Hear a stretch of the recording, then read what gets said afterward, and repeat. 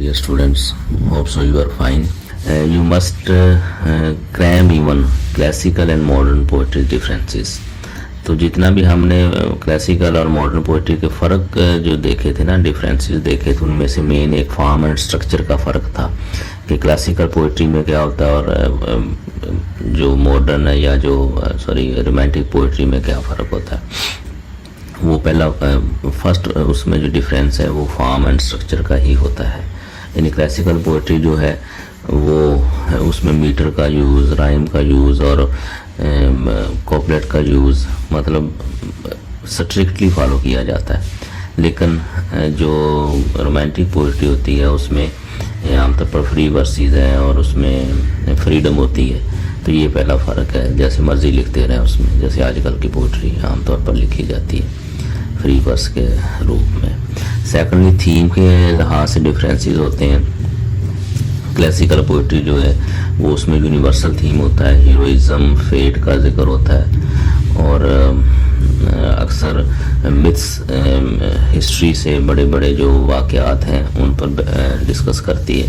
While the romantic poetry जो होती है वो इमोशनल होती है, ठीक है, और पर्सनल इंसान की जो फीलिंग्स होती हैं वो उसमें डिस्कस की जाती हैं। तो पहला था फॉर्म है स्ट्रक्चर, दूसरा था थीम, इस हवाले से डिफरेंस है। तीसरा टोन जो होती है, यानी मीन्स टू से टोन वो ऑब्जेक्टिव होती है या सब्जेक्टिव होती है।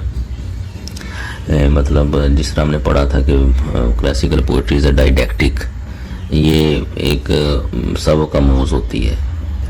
इकबाल की पोइट्री है या मौलाना रूम की है, इधर आप देख लेंगे मिल्टन की है, ठीक है, डायडेक्टिक। तो दूसरा जो रोमांटिक में आ जाती है वो जस्ट जज्बात को उबारना और उसमें कोई ख़ास थीम नहीं होता, 10 पैशंस होते हैं, ये एक फ़र्क। इस तरह इमेजरी है, तो क्लासिकल पोइट्री जो होती है उसमें आमतौर पर आइडियलाइज जो आप कह सकते हैं इमेजरी यूज़ की जाती है, उसमें बड़ी डीप रूटेड आप कह सकते हैं कि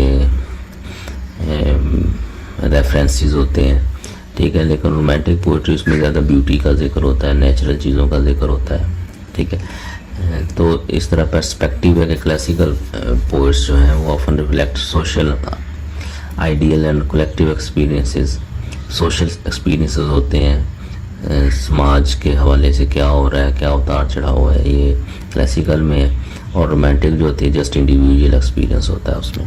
तो ये आपने अच्छे तरीके से इनको 5 पॉइंट्स जो हैं ये इसको रट्टा मारना और इसको समझ लेना। समझ तो है लेकिन इसको अच्छे तरीके से कर लेना है आपने, क्योंकि ये आ जाएंगे तो आगे ज़रा आसानी हो जाएगी पोइट्री में, और ये मोस्ट इम्पोर्टेंट भी है। दूसरा जो है इम्पोर्टेंट मूवमेंट्स आपने ज़हन में रखनी है कि ये उस दौर में कौन सी थी, क्योंकि इनको समझ के फिर पोइट्री ज़रा डीपली समझ आ जाती है।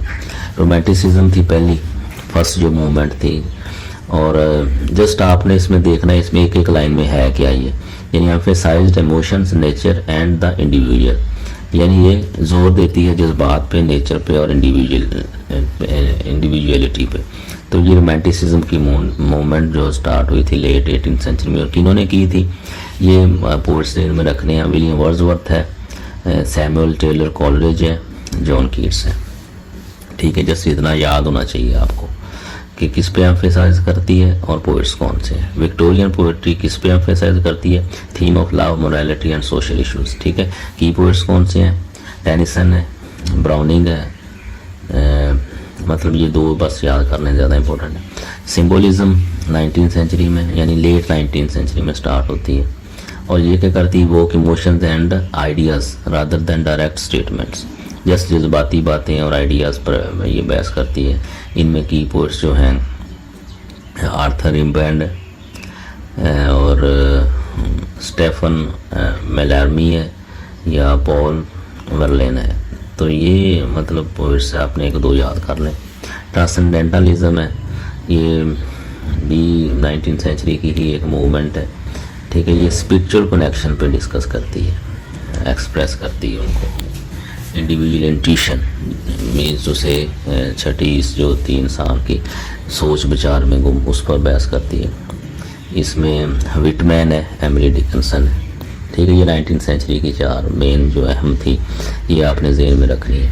इस तरह 20th सेंचुरी की है जो मॉडर्निज़म है, इमेजिनिज़म है, रेनेसा है और सरियलिज़म है और क्लासिकल पोइट्री है और सॉरी कन्फेशनल पोइट्री। ठीक है, ये ज़रा आपने देख लेनी है। मॉडर्निज़म जो है अर्ली मिड में स्टार्ट हुई थी, broke tradition form and experiment with new styles. Just ये एक लाइन ज़हन में होनी चाहिए। ठीक है, ये फोकस करती है फ्रेगमेंटेशन पे और डिसइल्यूजनमेंट पे। तो इसमें की पोइट्स का बस पता होना चाहिए इसमें कौन कौन से थे। टेस एलियट था, एजरा पॉन्ड था और W.H. ऑर्डन था। इस तरह इमेजिज्म है, एक लाइन बस आपने याद कर लेनी। तो ये अगर हो गया समझ लो आपका 50% काम हो गया। तो hope so that you would be able to try to keep all these things in your mind so that we would be able to have a experience lecture and with full detail in our future lectures inshallah. So try your best to understand it, and in case if you are unable to understand anything else, you may ask question at any time around the clock. Thank you.